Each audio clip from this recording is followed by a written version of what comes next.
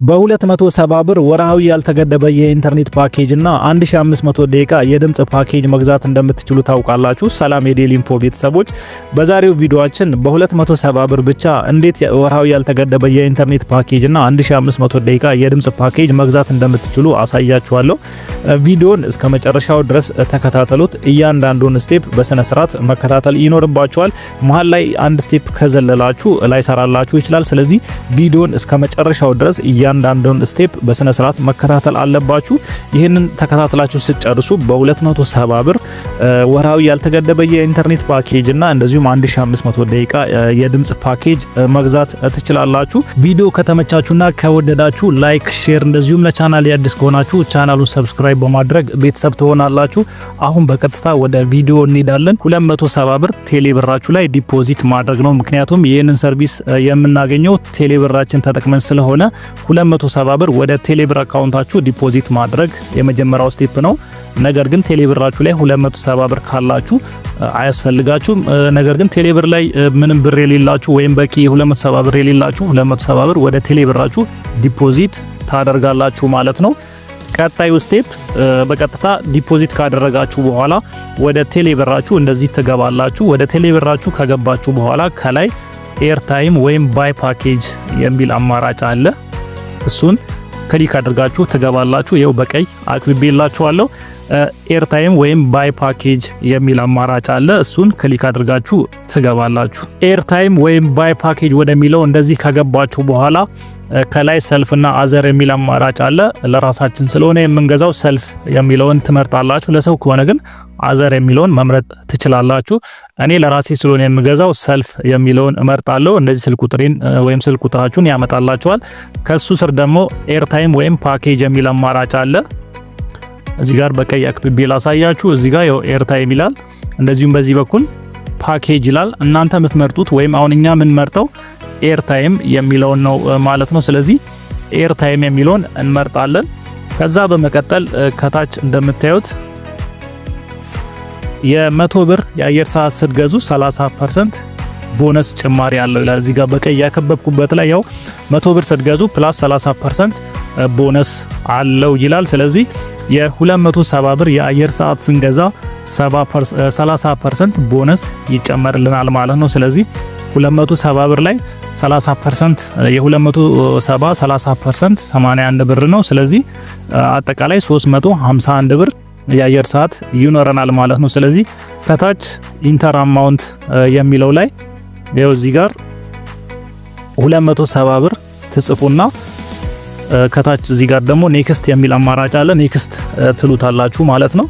ስለዚህ እዚህ ጋር 270 ብር ትጽፋላችሁ።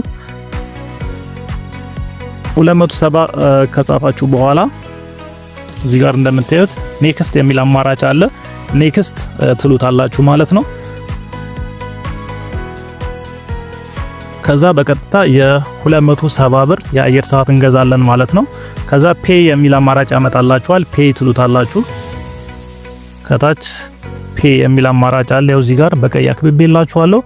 እሱን ፔይ ብላችሁ ወደሚቀጥለው ስቴፕ ትሄዳላችሁ ማለት ነው። እንደዚህ ፓስወርዳችሁን ካስገባችሁ በኋላ በትክክል ፓኬጁን ወይም የአየር ሰዓቱን ገዝታችኋል የሚል መልእክት ይመጣላችኋል። ፊኒሽ ብላችሁ ትወጣላችሁ ማለት ነው። ስለዚህ 270 ብር የአየር ሰዓት ገዝተናል። 30% ቦነስ ይጨምርልናል 81 ብር ማለት ነው። ስለዚህ አጠቃላይ 351 ብር የአየር ሰዓት ይኖረናል ማለት ነው። ይሄንንም ገብታችሁ ቼክ ታደርጋላችሁ ማለት ነው።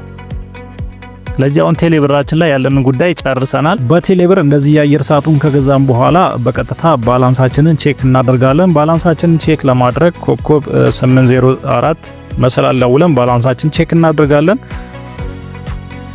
እንደምታዩት የኔ 357 ብር ይላል። የናንተ ባላንሳችሁ 00 ከነበረ 351 ብር ይኖራችኋል። ምክንያቱም የ270 ብር ስትገዙ 30% ቦነስ አለው። 30% ቦነሱ ደግሞ 81 ብር ነው። ስለዚህ 81 ሲደመር 270 351 ብር ይመጣል ማለት ነው። ስለዚህ የግዴታ 351 ብር ሊመጣላችሁ ይገባል ማለት ነው። ምክንያቱም የሚያስፈልገን 349 ብር ነው።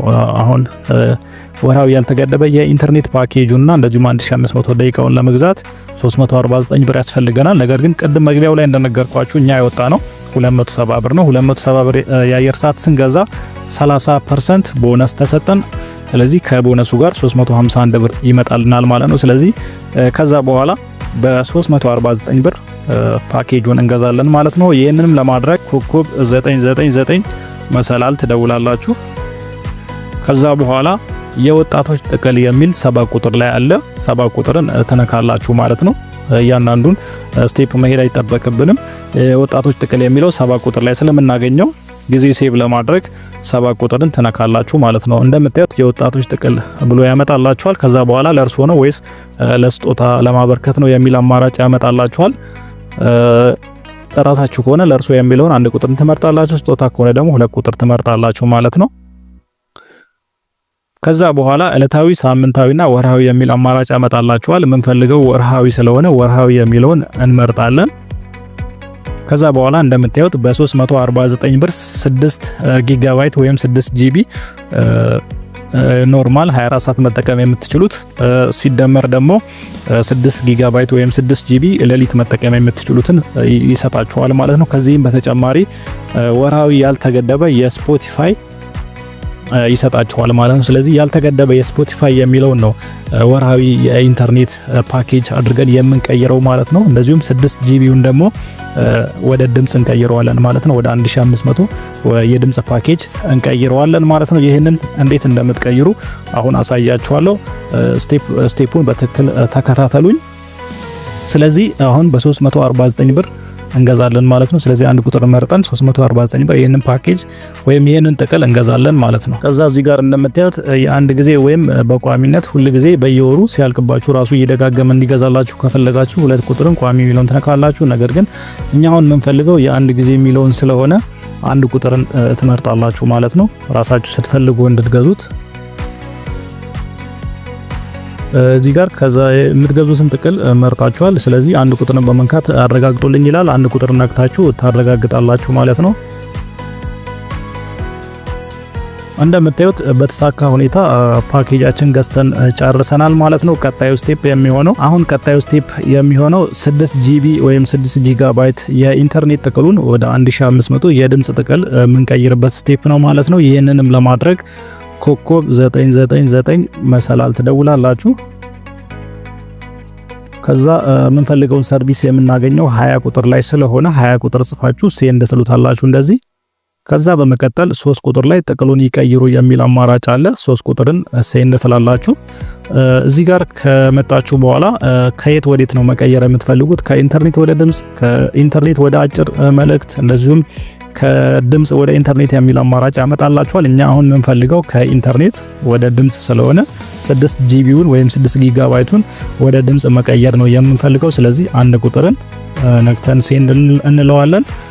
እዚህ ጋር ከገባችሁ በኋላ መሰላል ነክታችሁ ሴንድ ትሉታላችሁ።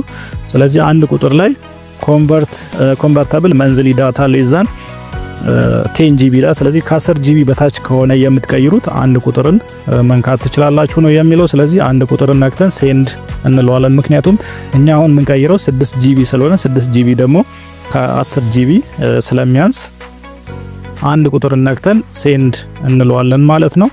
ስለዚህ አሁን የሚቀይሩትን መጠን ያስገቡ ይላል። ስለዚህ እኛ አሁን በሜጋባይት ነው እዚህ ጋር ያስገቡ ያለን 6 ጂቢ ነው። 6 ጂቢ ደግሞ ወደ ሜጋባይት ስንቀይረው 6000 ሜጋባይት ነው ማለት ነው። ስለዚህ 6000 እንጽፍና ሴንድ እንለዋለን ማለት ነው።